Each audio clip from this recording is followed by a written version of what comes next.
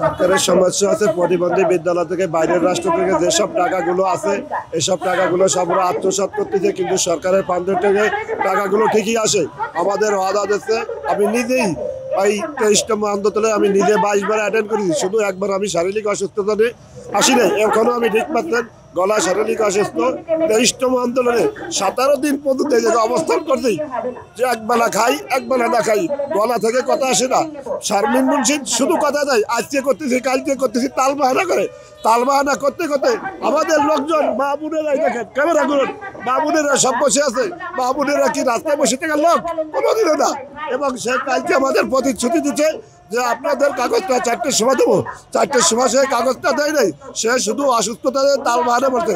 আজকে করার কথা, আজকে আমাদের এখনো কোনো খোঁজ খবর নেই।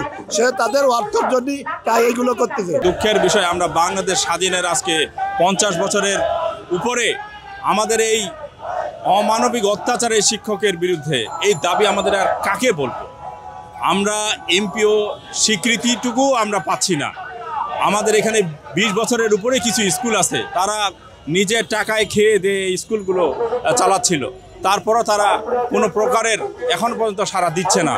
আমরা মন্ত্রণালয়ের সাথে যোগাযোগ করছি, এখন পর্যন্ত আমাদের কোনো পেপারে আশাহত করছে, আবার বলছে যে তাদের তালবাহানা, আজকে অসুস্থ কে, কালকে এও অসুস্থ।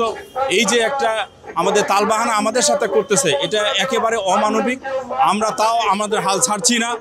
আমাদের শিক্ষক কর্মচারী ভাই বোনেরা আছে, আমরা যেহেতু রক্ত দিতে শিখেছি, ইনশাল্লাহ আমরা দাবি আদায় করেই ঘরে ফিরবো।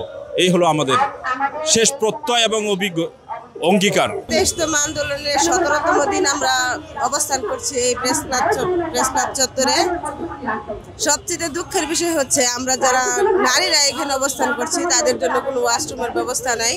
এই খোলা জায়গায় খোলা বাতাসে অনেকে ছোট বাচ্চা নিয়ে আসছে, ওদের দুঃখ দুর্দশা দেখে আমরা আশেপাশে যারা আছি, এখানে যারা আছে দেখতেছে, সবার মানে কষ্ট হচ্ছে। কিন্তু আমাদের উচ্চ পর্যায়ে প্রশাসন কর্তা ব্যক্তিরা যারা আছে তাদের নজরে আসছি না। কেন আসছি না তা আমি বুঝতে পারি না, বলতে পারি না, সেই ভাষা আমার এখন আর কাজ করছে না।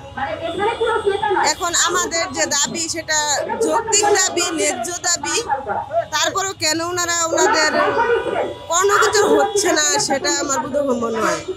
এখন উনি যদি ওনাদের কেউ যদি এসে আমাদেরকে বলতেন যে আমাদের দাবিটা যৌক্তিক না, বা আমরা কোনো আইনের আওতায় পড়ি না, বা আমরা এই দেশের জনগণ না, আমাদের কোনো মৌলিক অধিকার নেই, তাহলে হয়তো আমরা এখান থেকে চলে যেতাম। কিন্তু আসছি, করব, কালকে করব, আজ না বিকেলে করব, এরকম করে কেন আমাদেরকে কষ্ট দিচ্ছে তাও আমরা বুঝতে পারছি না। এইখানে মশার কামড় খেয়ে